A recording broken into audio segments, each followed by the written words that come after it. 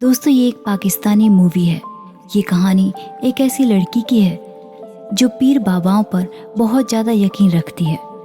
कहानी की शुरुआत में हम कुलसूम नाम की लड़की को देखते हैं जो अपनी बहन निम्रा को डांट रही है, और वो इसलिए क्योंकि आज उसके दादा की बरसी है। लेकिन निम्रा हद से ज़्यादा सज धज कर रेडी हुई है। लेकिन वही निम्रा का मानना है कि यही तो मौके होते हैं कि जब लड़कों की माएँ अपने लिए बहू तलाशती हैं। खैर, आज उनके दादा की बरसी पर उनके घर पीर साहब भी आने वाले हैं, जिसका नाम हबीबुल्ला है।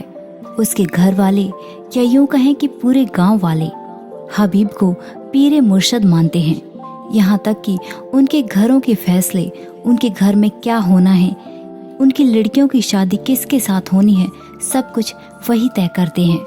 हबीबुल्ला की मर्जी के बिना इनके घरों में कुछ भी नहीं होता। कुलसूम की फैमिली भी हबीबुल्ला को बहुत मानती है।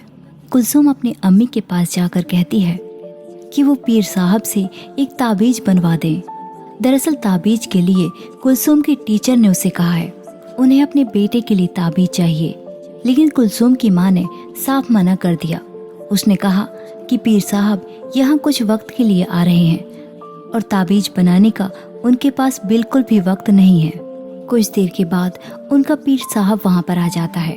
उसके आते ही सब फूल बरसाने लगे और उसके आगे सिर झुकाने लगे, और औरतें भी उसका हाथ चूमने लगी। और ये है कुलसूम की बुआ का लड़का हारून। इसके माता पिता की मौत हो जाने के बाद ये कुलसूम के ही घर में रहता है, और उसके घर वालों की तरह वो भी हबीबुल्ला का सेवक है। उसके माँ बाप इस दुनिया में नहीं है। रात को कुलसूम निम्रा से कहती है कि कल हम कॉलेज जाने के बहाने हबीब साहब के घर जाएंगे। मैं खुद ही उनसे ताबीज के बारे में बात करूंगी। निम्रा इस बात के लिए मना करती है। उसे डर है कि यदि घर वालों को पता चल गया तो वो बहुत गुस्सा करेंगे। लेकिन कुलसूम फिर भी उसे जबरदस्ती अगले दिन कॉलेज के बहाने हबीब के घर उसे ले जाती है। वो दोनों दरवाजे के बाहर खड़ी हो जाती हैं। कुलसूम को बुरा तब लगा जब हबीब के एक आदमी ने उनसे भिखारियों की तरह बात की। जब उसने बताया कि हमें हबीब पीर से मिलना है तो उन्हें वहीं बाहर ही इंतजार करने को कहा गया। लेकिन कुछ देर के बाद हबीब गाड़ी में बैठकर उनके सामने से ही गुजर जाता है, और फिर एक आदमी कहता है कि आप दोनों अंदर आ जाएं। अंदर उनके पास हबीब की पत्नी नजमा वहां पर आती है। जो इज्जत हबीब को सब लोग देते हैं, वही इज्जत नजमा को भी मिलती है। निम्रा ने बताया कि हम कॉलेज की लड़कियां हैं, हम बीए कर रही हैं, और कुलसूम को हबीब पीर से रिक्वेस्ट करनी है। उसे ताबीज चाहिए अपनी टीचर के लिए। दरअसल उनके मोहल्ले में एक टीचर रहती है जहाँ पर निम्रा और कुलसूम कोचिंग पढ़ती है। उनकी टीचर का बेटा उन्हें छोड़कर चला गया है। उसे गए हुए 7-8 साल हो चुके हैं। उनकी टीचर ने उसे लाने की बहुत मिन्नतें की, लेकिन वो वापस नहीं आया। हुआ कुछ यूं था कि उसके टीचर के पहले पति से उसे वो बच्चा हुआ था। उनकी शादी ज्यादा वक्त तक नहीं चल पाई और दोनों ने तलाक ले लिया। तलाक के बाद उनकी टीचर ने किसी और से शादी कर ली। जब उनका बेटा बिलाल उनके पास ही था, लेकिन जब वो 10-12 साल का हुआ तो वो अपनी माँ को छोड़कर उसके पहले पति के पास चला गया और उसकी टीचर अकेली रह गई। ये सारी बातें सुनकर नजमा ने कुलसूम से कहा कि उनके लिए ताबीज आखिर तुम क्यों लेने आई हो। उसकी माँ खुद भी तो ताबीज लेने आ सकती थी, लेकिन कुलसूम की टीचर को इन सब पर यकीन नहीं है, इसलिए कुलसूम उन्हें बिना बताए ताबीज लेने आई है। इसलिए कुलसूम चाहती है कि वो ताबीज अपने नाम से लेगी। ये बात सुनकर नजमा हंस पड़ी और कहने लगी कि यदि तुमने ताबीज अपने नाम से ली तो वो लड़का अपनी माँ के लिए नहीं बल्कि तुम्हारे लिए आएगा। ये सुनकर कुलसूम हैरान थी, और अब ये ताबीज लेने का कुलसूम के पास दूसरा रास्ता नहीं था, इसलिए वो ताबीज अपने नाम से ले लेती है। कुछ दिन के बाद बिलाल अपने घर आया। तब कुलसूम अपनी टीचर के घर ही मौजूद थी। बिलाल ने कुलसूम को देखते ही उसे पहचान लिया कि वो उसके बचपन की दोस्त है। कुछ दिन सब कुछ यूं ही चलता रहा। बिलाल की कुछ हरकतों से कुलसूम को लगने लगा कि बिलाल सच में उसे चाहने लगा है, और कुलसूम ऐसा बिल्कुल भी नहीं चाहती। वो अगले ही दिन नजमा के पास फिर से पहुंच गई। उसने उससे कहा कि मुझे ऐसा ताबीज चाहिए जिससे बिलाल की मोहब्बत मेरे लिए खत्म हो जाए। नजमा ने कहा कि मोहब्बत ताबीजों में नहीं बांधी जाती। यदि ऐसा होता तो सारे रिश्ते खत्म हो जाते। और उसने उसे ताबीज देने से मना कर दिया। और यदि बिलाल तुम्हें पसंद भी करता है तो इसमें गलत क्या है? कुलसूम ने कहा कि ऐसा नहीं होना चाहिए, क्योंकि उनके यहाँ बरादरी से बाहर रिश्ता नहीं होता। और फिर नजमा ने ये बात हबीब से की, यदि तुम कहोगे तो कुलसूम की शादी बिलाल से हो जाएगी। वो लोग तो 150 के फायदे के लिए करोड़ों की बिजनेस डील तुम्हारे कहने पर रोक देते हैं।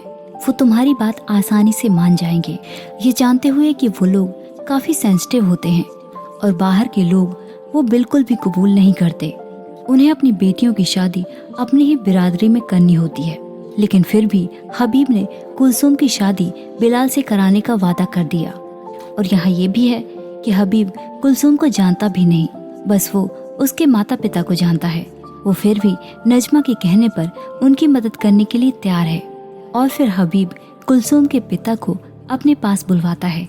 उसने बताया कि हमने तुम्हारी बेटी कुलसूम के लिए मुसलसल 3 रातें इस्तिखारा किया। हमें बहुत अजीब सा मंजर नजर आया। और उसने बताया कि तुम्हारी बेटी के लिए जिस लड़के का नाम आया है उसका नाम बिलाल है। हमने हारून को भेजकर उन माँ बेटे को अपने पास बुलाया। मुझे वो लड़का इस रिश्ते के लिए बहुत अच्छा लगा। हमारी ख्वाहिश है कि तुम अपनी लड़की की शादी उसी लड़के से करो।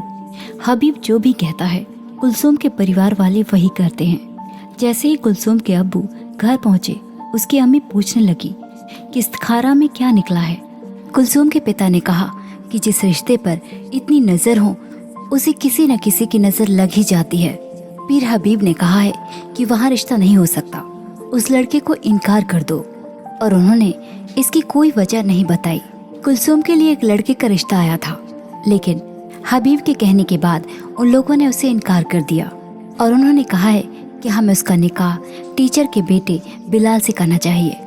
हबीब की बातों के आगे उनकी एक नहीं चलती, इसलिए वो उसकी इस बात को मान लेते हैं। और ये खबर सुनकर कुलसूम और बिलाल बहुत खुश थे। उनकी खुशी का ठिकाना ही नहीं था। इसके बदले बिलाल हमेशा के लिए हबीबुल्लाह की सेवा करेगा। वो इन सब चीजों को नहीं मानता, लेकिन वो कुलसूम की खातिर ये भी करने के लिए तैयार है। वो दोनों फोन पर बात कर ही रहे थे, तभी कुलसूम की माँ वहाँ आकर उसका फोन उससे छीन लेती है। उसने कहा कि अब तू सारी जिंदगी पीर हबीब के पाँव धोकर पिएगा और कुलसूम बीबी साहिबा की खिदमत करेगी। हबीबुल्लाह के कहने पर उन लोगों ने रिश्ता कर तो दिया, लेकिन उसकी माँ को बिलाल बिल्कुल भी पसंद नहीं है, क्योंकि वो बचपन से ही कुलसूम को पसंद करता है। और वो अपनी माँ का घर छोड़कर इसलिए गया था क्योंकि कुलसूम की माँ बिलाल को पसंद नहीं करती थी, इसलिए वो कुलसूम से दूर चला गया था। और ये एक संजोग था कि ताबीज के कुछ दिनों के बाद ही बिलाल वापस आ गया। उसने उसकी वजह ये बताई कि उसकी सौतेली माँ उसे तंग करने लगी थी, इसलिए वो अपने पिता का घर छोड़कर अपनी माँ के पास वापस आ गया। अगले दिन बिलाल की माँ कुलसूम की माँ को मुबारकबाद देने आई, लेकिन बिलाल की माँ बिना पति के इस मोहल्ले में रहती है, इसलिए उसे कोई भी पसंद नहीं करता। वो उससे बात करने के लिए भी तैयार नहीं थी। बिलाल की माँ ने कहा कि मैंने घर पर खैर और बरकत की महफिल रखी है, वहाँ पर पीर हबीबुल्लाह भी आ रहे हैं, उसी की दावत देने आई हूँ मैं यहाँ। मुझे इन सब का ज्यादा तजुर्बा नहीं है, इसलिए तुम दोनों जल्दी आ जाना। और मैं नहीं चाहती कि साईं हबीबुल्लाह की खिदमत में कोई कमी रह जाए। अगले दिन पीर हबीबुल्लाह और नजमा बिलाल के घर पहुंच गए। सब लोग उस महफिल में मौजूद थे। नजमा ने कुलसूम से कहा कि तुम्हारी आवाज बहुत सुरीली है, पीर हबीब को कलमा पढ़कर सुनाओ। कुलसूम ने कलमा पढ़ना शुरू किया। उसकी आवाज इतनी सुरीली थी कि पीर हबीब उसे देखे बिना रह न पाया। जब उसने पहली बार कुलसूम को देखा तो वो देखते ही रह गया। और ये यहाँ कहना सही होगा कि उसे देखते ही हबीब की नियत में खोट आ गया था। वो घर जाकर नजमा से कहने लगा कि बिलाल की माँ अकेली रहती है, उसे अकेले रहने में दिक्कत होगी। हम उसके बेटे को हमेशा के लिए यहाँ नहीं रख सकते। और यहाँ पीर को भी पता है कि वो अपनी सौतेली माँ से तंग होकर यहाँ आया है, ना कि उस तावीज की वजह से। मतलब दोनों का ढोंग एक दूसरे को पता है कि लोगों को किस तरह बेवकूफ बनाया जाता है, और लोग भी कितने भोले भाले हैं। उनका फायदा उठाना इन्हें अच्छी तरह से आता है। वहीं हम बिलाल को देखते हैं जो हबीब के डेरे में खिदमत करने लगा है। वो कुलसूम के लिए कुछ भी कर सकता है। वहीं पर मौजूद मौलाना को हबीब ने कॉल किया और कहा कि वो जो नया लड़का आया है उसे तोड़ना होगा। मौलाना हबीब का इशारा समझ चुका था कि आखिर उसे करना क्या है। और अब निकाह का दिन भी आ जाता है। सारी तैयारियां हो चुकी थी। उसी दिन डेरे में एक जश्न मनाया गया और जश्न के दौरान मौलाना ने बिलाल को धोखे से नशे की दवा पिला दी और वो धीरे धीरे बेसुध होने लगा और कुछ देर के बाद वो बेहोश हो गया। यहाँ कुलसूम तैयार होकर बैठी है और बिलाल के आने का इंतजार कर रही है। सबने कितना इंतजार किया। काजी उसे समझाने लगा कि शायद वो लड़का निकाह करना ही नहीं चाहता, इसलिए वो आया ही नहीं। सबकी इन बातों से कुलसूम सदमे में जा रही थी। उसके साथ क्या होने वाला है, क्या किया जा रहा है, उसे कुछ भी पता नहीं चल रहा था। और अब हबीब ने अपनी असली चाल चली और उसने कुलसूम का निकाह उसके ही बुआ के लड़के हारून से करा दिया। बिलाल के यहाँ पर ना आने से उन सब ने यही ठीक समझा। कुलसूम की माँ हारून को पकड़कर अपने कमरे में लेकर आई क्योंकि उन्हें अभी बाहर क्या हुआ कुछ भी पता नहीं था। वो उससे पूछने लगी कि आखिर वहाँ हुआ क्या है और वो लड़का कहाँ है। तब हारून ने बताया कि जो कुछ मुझे पीर हबीब ने कहा मैंने उनके सामने सिर्फ सिर झुकाया है। जो वो कहते गए मैं करता गया। वो लड़का तो नहीं आया, लेकिन कुलसूम का निकाह मुझसे करा दिया गया। ये बात सुनकर कुलसूम की माँ बहुत ज़्यादा गुस्से में आ जाती है और वो उसे पकड़कर कुलसूम के कमरे में लेकर जाती है। और जो कुलसूम अभी तक सदमे में थी वो उससे पूछने लगी कि जो हारून कह रहा है क्या वो सच है। यदि ये तुझसे निकाह करना चाहता था तो तू कैसे मान गई। लेकिन उसने इस बात का कोई जवाब नहीं दिया। हारून कहने लगा कि आप इस बेचारी को ना मारे, इसमें इसका कोई कसूर नहीं है। कुलसूम की अम्मी जैसे तैसे करके वो अपनी बेटी को होश में लाती है और उसे बताती है कि तेरा निकाह हारून से करा दिया गया है। ये बात सुनकर कुलसूम के पैरों तले जमीन न रही। हबीब को पता था कि हारून का कोई घर नहीं है, इसलिए वो कुलसूम को अपने घर ले जाता है और हारून पहले की तरह उसके डेरे पर खिदमत करने लग जाता है। और वो कुलसूम के पास जाकर उससे कहता है कि मैं तुम्हारा दोस्त हूँ, तो मुझे अपना समझो। और अभी भी कुलसूम कुछ भी नहीं समझी थी। अगली सुबह बिलाल को जैसे ही होश आया वो भागता हुआ हबीब के पास पहुंचा। उसे नहीं पता कि उसके साथ किसने ये हरकत की है। वो तो अपने किए पर शर्मिंदा है और वो हबीब से अपने किए की माफ़ी मांग रहा है कि मैंने ये जानबूझकर नहीं किया, किसी ने मेरे साथ मजाक किया। हबीब ने उसे पैर से धिक्कारा और कहा कि तूने हमारी इज्जत खराब की है। हमने तेरे सिर पर और तूने हमें ही धोखा दिया। अब कुलसूम का निकाह हारून के साथ पढ़ा दिया गया है। उसका नाम तेरी जुबान पर भी नहीं आना चाहिए। बिलाल उसके पैर पकड़कर गिड़गिड़ाता रहा, लेकिन उसकी किसी ने ना सुनी। इस तरह दिन बीतने लगे। नज़मा ने एक दिन सबको बुलाया और उसने सबको एक खुशखबरी दी कि वो माँ बनने वाली है। और ये सब कुलसूम के उनके घर में आने के बाद हुआ, इसलिए वो कुलसूम को सबके सामने एक दर्जा देने का ऐलान करती है कि वो अब से उसकी बहन है और सब उसे नज़मा की बहन बुलाएंगे। और ये बात सुनकर कुलसूम की माँ को बहुत गर्व होता है क्योंकि उन्हें उनके घर का सिर्फ नौकर ही समझा जाता है और आज उनकी बेटी को इतना बड़ा दर्जा मिल गया। रात को हबीब कुलसूम के पास जाता है और वो उससे पूछता है कि तुम्हें ये दर्जा पाकर कैसा लग रहा है।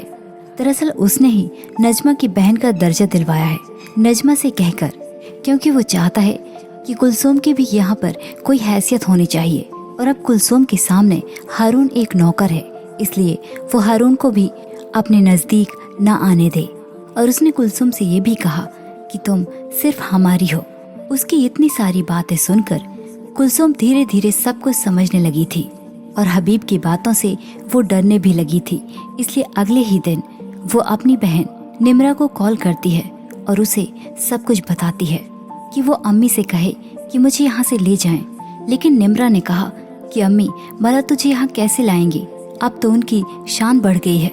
तुझे बीबी साहिबा की बहन का दर्जा जो मिल गया है, मोहल्ले में रिश्तेदारों में सब उनकी इज्जत करने लगे हैं। और उसने उसे ये भी बताया कि बिलाल मुझे मिला था, वो तुझे वहाँ से निकालना चाहता है, उसके साथ निकाह के दिन धोखा हुआ है। और अब कुलसूम को बिलाल से यही उम्मीद है कि वो उसे यहाँ से निकाल ले।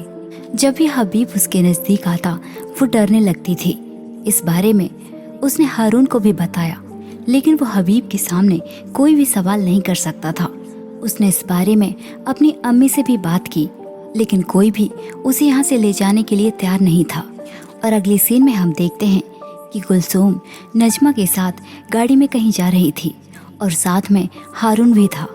लेकिन रास्ते में उन्हें बिलाल मिल जाता है और वो गाड़ी को रोक लेता है। वो कुलसूम को अपने साथ ले जाना चाहता था और हारून के रोकने पर उन दोनों के बीच हाथापाई हो जाती है। हाथापाई के दौरान दोनों को चोट भी लग जाती है। तभी हबीब के कुछ आदमी वहां आ जाते हैं और वो बिलाल को पकड़कर वहां से ले जाते हैं। एक दिन हबीब की सच्चाई नजमा को भी पता लग गई।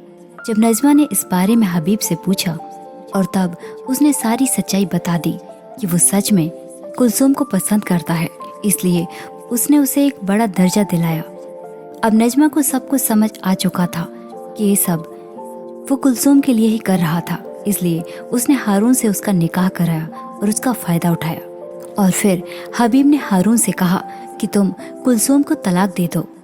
लेकिन हारून पहली बार हबीब के सामने इस बात से इनकार कर देता है और वो कहता है कि मैं कुलसूम को यहाँ से लेकर जा रहा हूँ और मैं इसे तलाक नहीं दूंगा। आपकी मैं हर बात मानता रहा, लेकिन ये बात नहीं मानूंगा। मुझे सब कुछ समझ आ चुका है।